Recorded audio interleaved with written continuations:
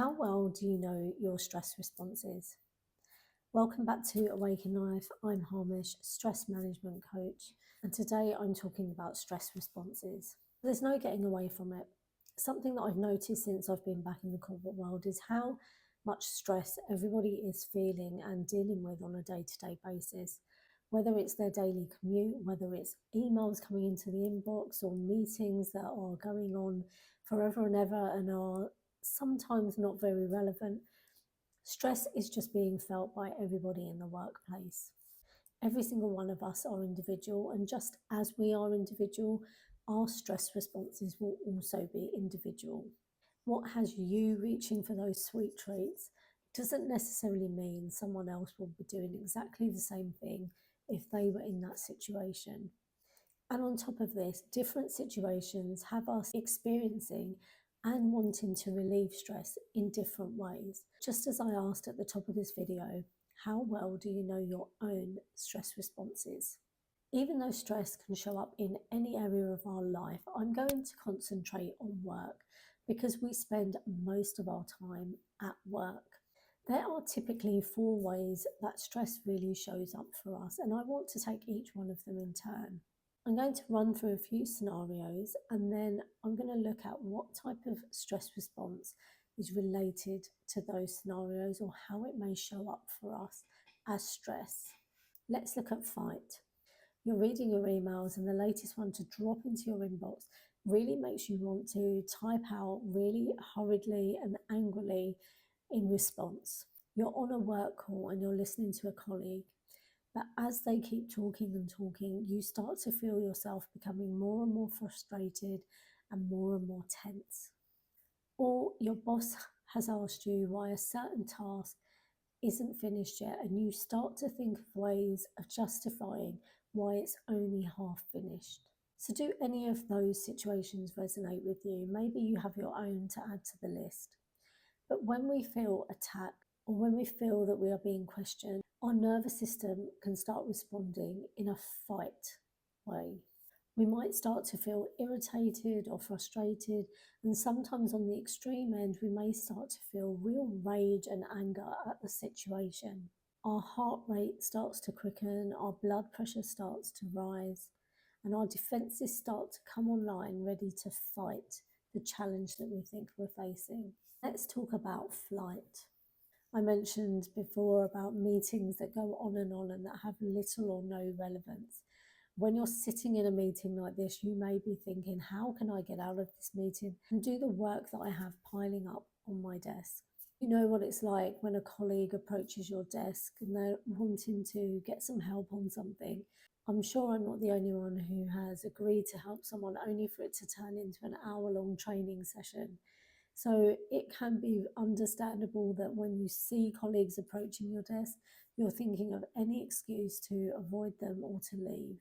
Or maybe you've been working on an email, you're getting ready to send it, but you see your boss coming out of the office and it's 5 o'clock. You don't want to be kept behind, so you just quickly pack up your things and leave for the day without sending the email that you were meant to send. And have you experienced any of these or anything similar?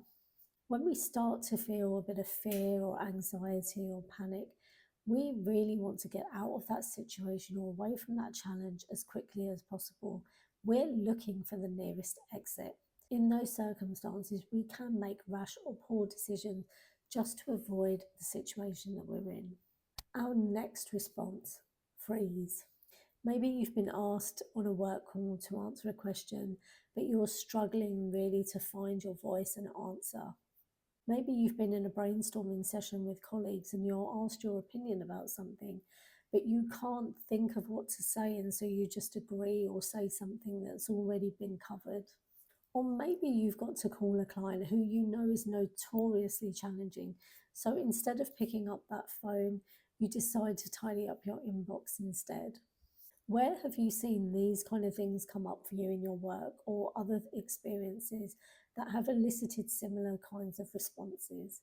So when we're in a freeze response, it's not just about being rooted to the ground and being unable to move. Sometimes we can't find our voice and we're unable to really speak or say what we want to. We may also start to procrastinate and fool ourselves that we're actually being busy and productive, doing other things rather than the thing that we should be doing. And freezing also comes up when we think that we're not letting a situation or a person bother us, but actually we're quite numb to what's going on or disassociating from what is happening around us. Our final stress response is fawn. Maybe a colleague has asked you for help, and rather than saying no because you don't want them to complain about you, you end up saying yes. Maybe you're in a team meeting and the opinion that you want to share is a bit controversial, so you decide just to go along with what everybody else is saying. Or maybe your boss has really made it clear that you're such a team player and now everybody is piling on work and more responsibility onto you, and you can't find yourself able to say no. We all want to be liked, and there's nothing wrong with that. When we're in situations that aren't around our family and friends, these kind of feelings can be amplified. We try to blend in, we try to belong. We may start to lower our boundaries so that we can fit in, whereas with friends and family, we may be able to exert those boundaries a little bit more. Fawning is really a stress response that tells us and shows us that we don't feel safe enough to be ourselves. Where did you see yourself? Did you recognize any of the responses or the situations that I walked through? Were there any that surprised you? Stress can have us acting and reacting in very different ways. And some of these ways become very unconscious and become the patterns that come up even without us thinking about it. When it is these types of responses that we are not consciously aware of, they contribute to a dysregulated nervous system and in extreme cases can lead to burnout.